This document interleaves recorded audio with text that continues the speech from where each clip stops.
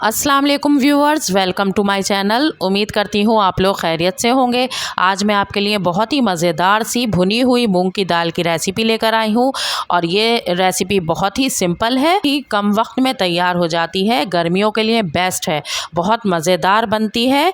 तो चलिए इसकी रेसिपी स्टार्ट करते हैं।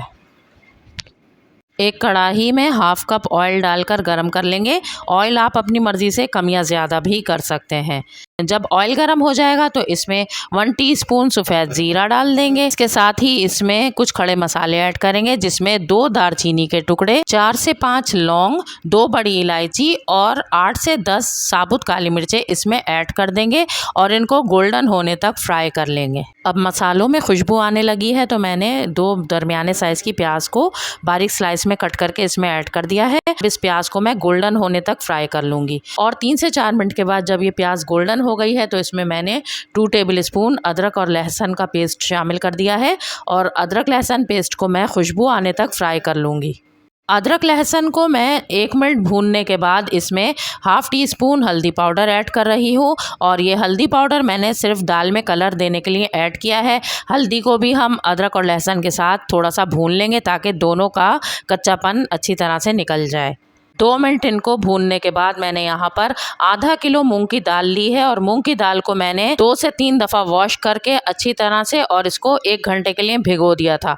और ये भीगी हुई दाल है और इसका पानी निकाल कर मैंने इसमें शामिल कर दिया है और अब इस दाल को मैं थोड़ा सा चला रही हूँ इस प्याज और अदरक लहसुन के मसाले के साथ। अब इसमें 1 टीस्पून सॉल्ट ऐड करेंगे और सॉल्ट आप अपने टेस्ट के अकॉर्डिंग इसमें ऐड करेंगे। 5 से 6 लाल साबुत मिर्चें हैं मेरे पास, इनको मैं तोड़कर इसमें ऐड कर दूंगी और इसके बाद मैं इसमें तकरीबन हाफ़ कप के जितना पानी ऐड करूंगी और पानी हमें कम ही इसमें रखना है क्योंकि हमें दाल को पतला नहीं बनाना, इसको फरेरी सी सूखी सी दाल बनानी है। तो हमने इतना पानी इसमें ऐड करना है कि ये दाल 80% तक गल जाए।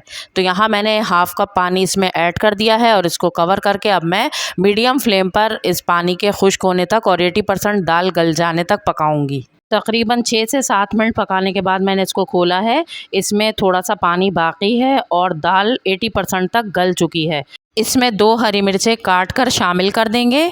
इसके साथ ही 1 टेबल स्पून लंबाई में कटी हुई अदरक ऐड करेंगे और थोड़े से हरे धनिए के पत्ते भी इसमें ऐड कर देंगे। अब इसको कवर करेंगे और बिल्कुल लो फ्लेम करके इसको तकरीबन 6 से 7 मिनट तक दम पर रखेंगे और यहाँ तक कि इसमें जितना भी पानी है ये ड्राई हो जाएगा और इन मसालों की खुशबू भी इस दाल में आ जाएगी और दाल मुकम्मल गल जाएगी। 6 से 7 मिनट पकाने के बाद मैंने इसको खोला है और आप देख सकते हैं कि पानी बिल्कुल ड्राई हो गया है और दाल भी देखिए गल चुकी है और कितनी खिली खिली सी बनी है। बस इस स्टेज पर हमने फ्लेम को ऑफ़ कर देना है और यहाँ पर आप देख सकते हैं मैं इसको डिश आउट कर रही हूँ तो एक एक दाना दाल का खिला हुआ है और बहुत ही मज़ेदार सी ये दाल बनकर रेडी हो गई है। इसको आप पराठे से खाएं या चपाती से, बहुत मज़े की लगती है और गर्मियों में बहुत हल्की और बहुत ही जल्दी बन जाने वाली ये दाल है।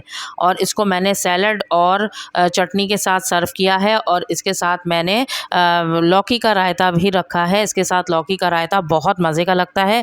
लौकी के रायते की रेसिपी मैं आपसे पहले भी शेयर कर चुकी हूँ और बहुत ही मज़ेदार ये इसके साथ फ्लेवर देता है। तो इसको ज़रूर रेसिपी को मेरी आप ट्राई करें और अगर ये रेसिपी पसंद आती है तो इसे एक लाइक दें, मेरे चैनल को सब्सक्राइब करें और इस वीडियो को अपने फ्रेंड्स और फैमिली में शेयर करें।